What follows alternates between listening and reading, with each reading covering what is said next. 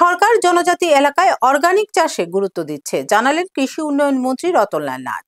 শনিবার Lefunga agri sub ডিভিশনের উত্তর বোজ্জংনগর এলাকাস্থিত তুইবাংমা অর্গানিক প্রডিউসার কোম্পানি লিমিটেডকে লাইসেন্স দেওয়া হয়। কৃষি দপ্তরের মন্ত্রী রতনলাল নাথ, এডিসির পিডব্লিউডি দপ্তরের কার্যনির্বাহী সদস্য রুনিয়াল দেববর্মার হাত ধরে এই লাইসেন্স প্রদান করা হয়।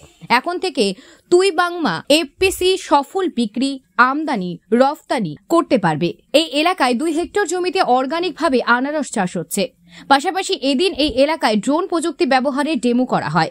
এই সময় কৃষিমন্ত্রী রতনলাল নাথ বলেন, 120 হেক্টর অর্থাৎ প্রায় 720 কানি জমিতে এই অর্গানিক পদ্ধতিতে চাষাবাদ করা হচ্ছে, যেখানে প্রায় 500 কৃষক কাজ করছেন।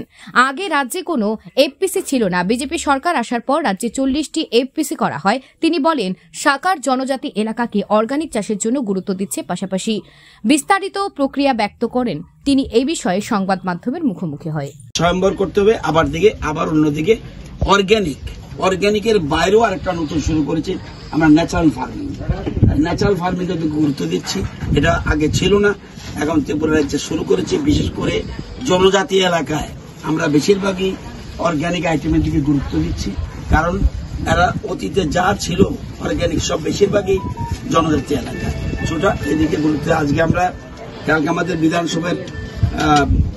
বিধানসভার বাজেট অধিবেশনের ভোটিং পাশ হয়েছে, আরো একদিন রয়েছে।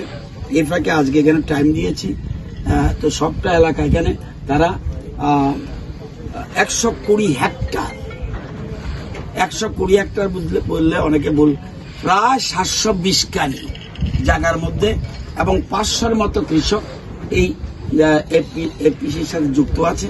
তারা এখানে সবাই অর্গানিক। এবং আপনারা জানেন আমাদের রাজ্যে বিরাট আমরা প্রচুর জিনিস আমরা গত 3